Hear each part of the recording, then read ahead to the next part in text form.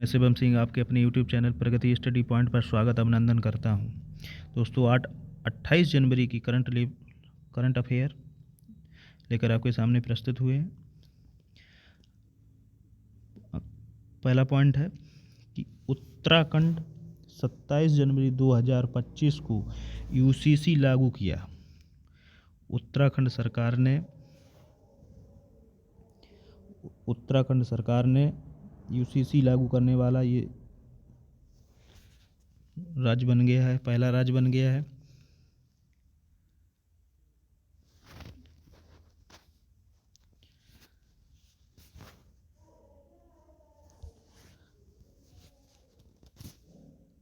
इसके साथ ही उत्तराखंड समान नागरिक संहिता यूसीसी लागू करने वाला पहला राज्य बन गया।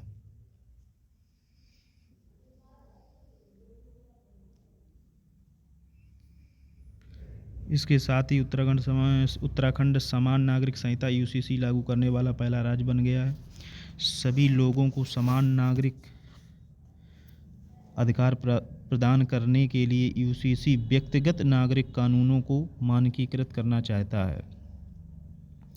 व्यक्तिगत नागरिक मामलों में यूसीसी का उद्देश्य लिंग, जाति और धर्म के आधार पर भेदभाव को खत्म करना है। यूसीसी के कार्यान्वयन के लिए नियम और कानून हाल ही में राज्य मंत्रिमंडल द्वारा अपनाए गए थे।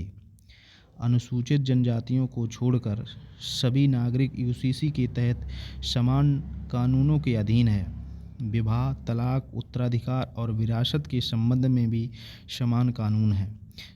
सभी विवाह और लिव इन रिलेशनशिप को यूसीसी के तहत पंजीकृत होना चाहिए। नेक्स्ट पॉइंट, अंतर्राष्ट्रीय नरसंहार स्मरण दिवस 27 जनवरी। 27 जनवरी 1945 को सोवियत सैनिकों द्वारा होलोकास्ट के पीड़ितों और ऑस्विट्ज़ बिरकेनों की मुक्ति की याद में मनाया जाता है।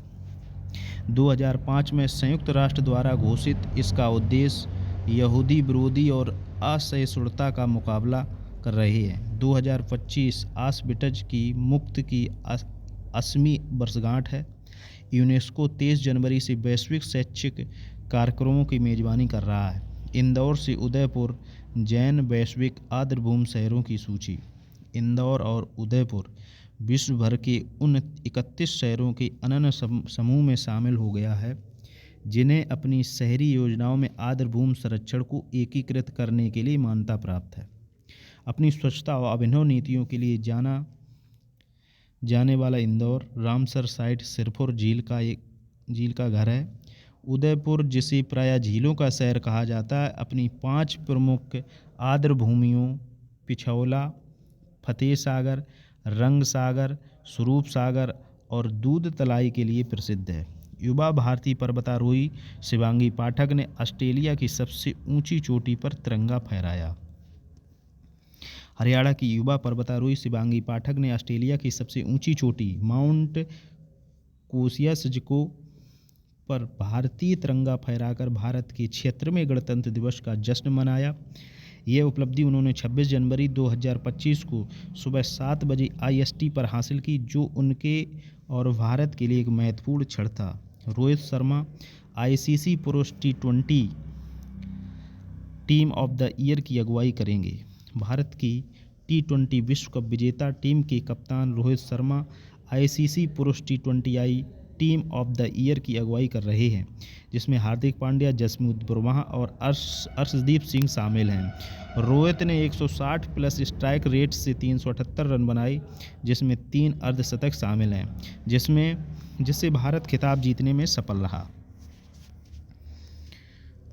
पांड्या की ऑलराउंड प्रतिभा 352 रन, 16 विकेट और बुमराह की 8.26 की औसत से 15 विकेट लेना महत्वपूर्ण रहा।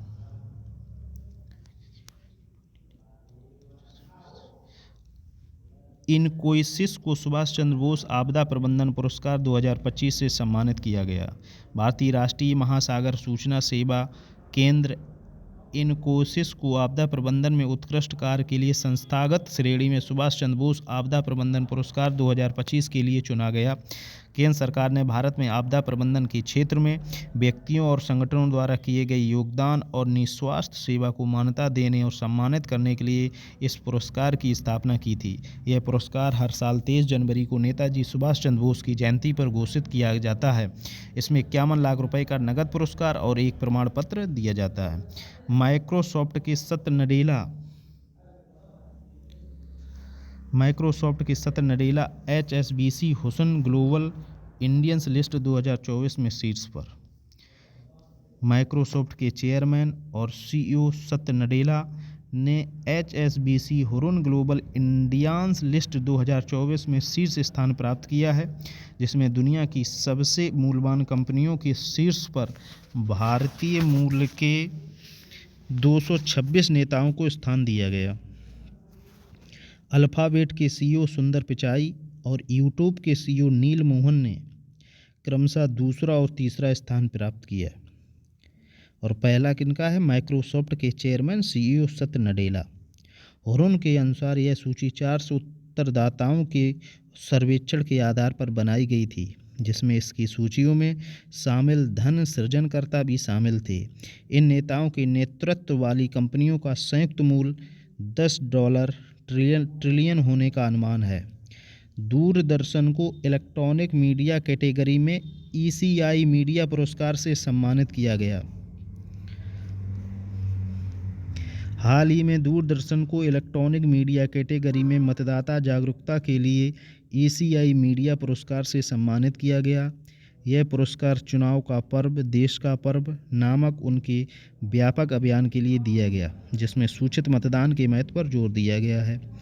डॉक्टर KN चेरियन का हाल ही में निधन हो गया है। वे एक विश्व प्रसिद्ध हृदय रोग विशेषज्ञ थे। उन्होंने 1975 में भारत की पहली सफल कोरोना धमनी बाईपास सर्जरी भी की है। उन्होंने भारत का पहला हृदय फेफड़ा प्रत्यारोपण भी किया है। चेन्नई में उन्होंने फ्रंटियर मेडविले नामक एक चिकित्सा विज्ञान पार्क की स्थापना की। उन्हें भारत में बाल चिकित्सा हृदय, शल्य चिकित्सा हृदय का अग्रणी माना जाता है। वे भारतीय राष्ट्रपति के मानद हृदय शल्य चिकित्सक थे। इन्होंने 20 इराकी बच्चों की हृदय शल्य चिकित्सा की है। डॉक्टर KM चेरियन ने हाल ही में केरल में अपनी जीवनी जारी की। नेक्स्ट पॉइंट है कि IDBI बैंक के बोर्ड ने राकेश शर्मा को 3 साल के लिए MD और CEO के रूप में फिर से नियुक्त करने की मंजूरी दी है। IDBI बैंक के निदेशक मंडल ने राकेश शर्मा को बैंक के प्रबंध निदेशक और मुख्य कार्यकारी अधिकारी MD और CEO के रूप में 3 साल के लिए फिर से नियुक्त करने को मंजूरी दे दी है, जो 19 मार्च 2025 से प्रभावी होगा।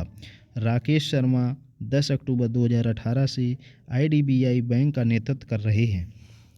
IDBI बैंक में शामिल होने से पहले वह 11 सितंबर 2015 से 31 जुलाई 2018 को अपनी सेवानिवृत्ति तक केनरा बैंक के MD और CEO थे।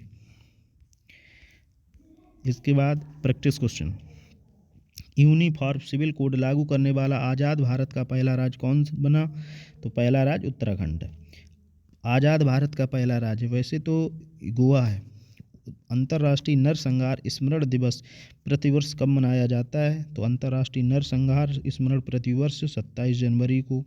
रामसर कन्वेंशन के तहत मान्यता प्राप्त वेटलैंड शहरों की वैश्विक सूची में किन 2 भारतीय शहरों को शामिल किया गया?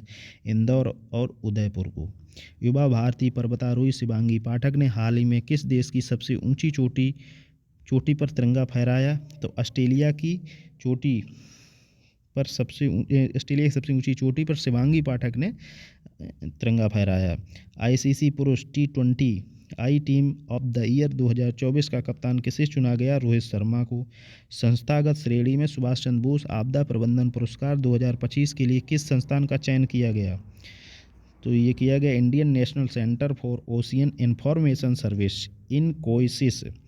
HSBC Hurun global Indians list 2024 में भारतीय मूल की सबसे प्रभावशाली महिला के रूप में किसे मान्यता दी गई? तो लीना नायर को दी गई। ईसीआई मीडिया पुरस्कार में हाल ही में किसे सम्मानित किया गया? तो ईसीआई मीडिया पुरस्कार से हाल ही में दूरदर्शन को सम्मानित किया गया। Doctor KM. चेरियन के बारे में निम्नलिखित में से कौन सा कथन सही है? वे एक विश्व प्रसिद्ध हृदय रोग विशेषज्ञ थे, बिल्कुल सही है।